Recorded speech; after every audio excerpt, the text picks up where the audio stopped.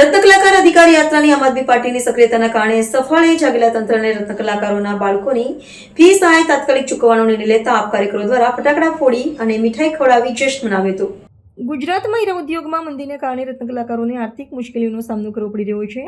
સરકારે મે મહિનામાં રાહત પેકેજ જાહેર કર્યું હતું, જેમાં રત્ન કલાકારોના બાળકોની શિક્ષણ ફીની સહાયનો સમાવેશ થતો હતો। જોકે આ સહાય બાળકોને મળી ન હોવાના કારણે તેઓ મુશ્કેલીમાં હતા। 27મી તારીખે ઇટાલિયા દ્વારા સુરતમાં રત્ન કલાકારોના અધિકારો માટે પદયાત્રા જાહેર કરવામાં આવી। ત્યાર પછી તંત્ર સક્રિય થયું અને ફી સહાય તાત્કાલિક ચૂકવવાની જાહેરાત કરવામાં આવી। સુરતમાં કુલ 55,241 બાળકો માટે 65 કરોડ રૂપિયાની સહાય ચૂકવવામાં આવશે। સુરત જિલ્લામાં રાહત પેકેજ માટે 74,268 અરજીઓ મળી હતી, જેમાંથી 47,599 અરજીઓ મંજૂર થઈ છે અને 26,600 અરજીઓ સામાન્ય ઠેરવવામાં આવી છે।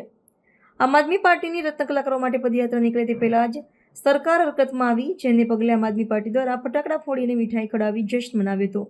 હું ધર્મેશ ભંડેરી, પ્રમુખ સુરત શહેર આમ આદમી પાર્ટી।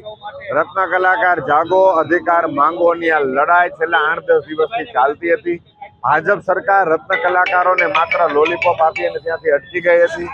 આમ આદમી પાર્ટીએ એવું વિચાર્યું કે આ લડાઈ લડવી પડશે, નહીં તો રત્ન કલાકારોને લોલીપોપ સિવાય કાંઈ નહીં મળે। એટલે આમ આદમી પાર્ટી સુરત શહેરની સમગ્ર ટીમ એક કારખાના, એક હીરાની એક ઘંટી સુધી પહોંચી લોકોને જાગૃત કર્યા। આવતીકાલે એટલે કે 27મી સપ્ટેમ્બરના રોજ આમ આદમી પાર્ટીના પ્રદેશ નેતા અને ગુજરાતના સૌથી વધુ લોકપ્રિય ધારાસભ્ય શ્રી ગોપાલભાઈ ઇટાલિયા અને પ્રદેશ સંગઠન મહામંત્રી શ્રી મનોજભાઈ સોરઠિયાની આગેવાનીમાં ઉમિયાના દર્શન કરી ઉમિયાધામ 4 રસ્તાથી લઈ સવાણીમાં થઈ અને સરદાર ચોક ખાતે સરદાર સાહેબની પ્રતિમાને પુષ્પમાળા અર્પણ કરાવવા સુધીની પદયાત્રાનો કાર્યક્રમ અને પદયાત્રાના અંતે આ આખી યાત્રા જનસભામાં પરિણામે એવા કાર્યક્રમનું આયોજન કરવામાં આવ્યું।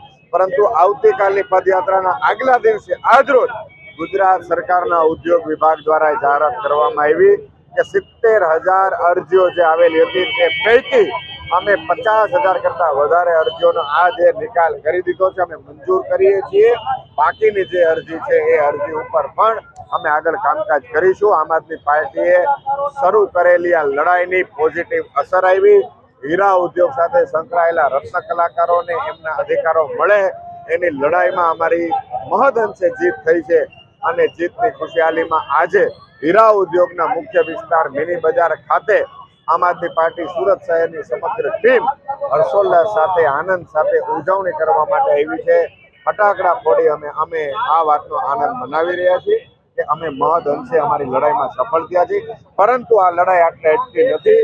આખા હીરા ઉદ્યોગને ચમક અપાવવા માટે, હીરા ઉદ્યોગને મજબૂત બનાવવા માટે અમારી આ લડાઈ ચાલુ હતી અને અમારી આ લડાઈ આમ આદમી પાર્ટીની સમગ્ર ટીમની આગેવાનીમાં ચાલુ રહેશે।